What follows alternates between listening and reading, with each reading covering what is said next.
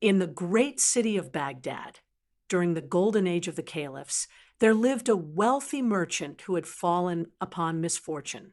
All that he had once possessed, the fine silks, the precious goods, the comfortable home, had slipped through his fingers like sand through an hourglass. Where once prosperity reigned, now only poverty remained.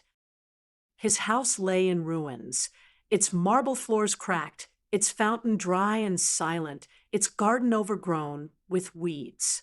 The man labored from dawn to dusk just to earn enough for a morsel of bread, yet hunger was his constant companion. One night, exhausted and despairing, he lay down to sleep in what remained of his home. In a dream, a figure appeared before him, saying, Your fortune awaits you in Cairo. Go there and you shall find it. The dream returned night after night, always with the same message, always as vivid as waking life. Finally, the man could no longer resist its call, though he had scarce a copper coin to his name. He set out on the long journey to Cairo, trusting in the wisdom of the vision. The road to Cairo was harsh and unforgiving. He walked through scorching deserts and over barren hills, begging for food and sleeping beneath the stars. Weeks passed before he finally reached the great city, its minarets rising like golden spears against the sky. But once in Cairo, the man knew not where to turn. He wandered the streets until nightfall, then sought shelter in a mosque near the marketplace. There, weary beyond measure, he fell into a deep sleep. That very night, as fate would have it, thieves broke into a house adjoining the mosque. The household awoke and raised such a clamor that the chief of police and his men came running. The thieves fled, but the guards, hearing movement in the mosque, entered and found the man from Baghdad sleeping there. Suspecting him of being in league with the thieves, they seized him and beat him with palm rods until he could barely stand. Then they threw him into prison, where he languished for 3 days in darkness and pain. On the third day, the chief of police summoned him. Whence do you come? He demanded. From Baghdad. The man replied weakly. And what brought you to Cairo?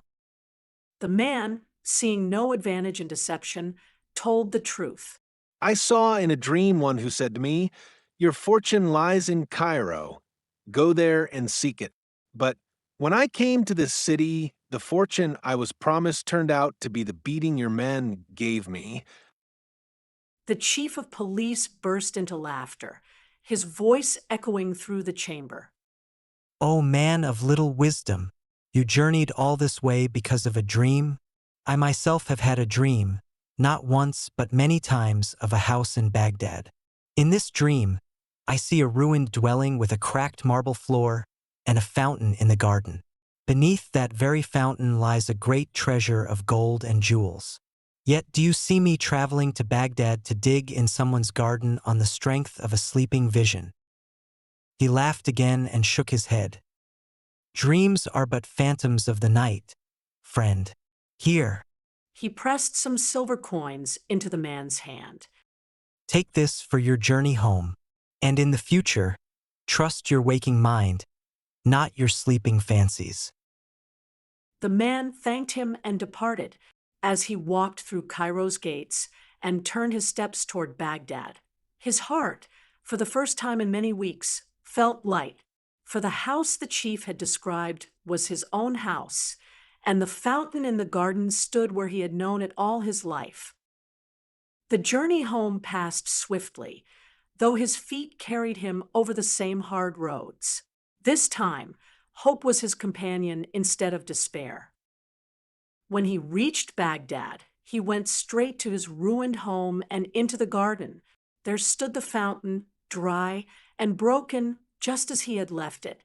He found a shovel and began to dig beneath its base. The earth was hard and stubborn, but he worked with fevered determination. As the sun climbed higher, his shovel struck something solid, a great chest, ancient and bound with brass. With trembling hands, he broke open the lock and lifted the heavy lid. Inside lay more wealth than he had ever possessed in his days of prosperity. Gold coins from forgotten dynasties, precious gems that caught the light like fire, jewels of every color, and scrolls bearing titles to valuable lands. The man fell to his knees, tears streaming down his weathered face. All praise to Allah, He whispered, who guides us by mysterious paths to what we seek.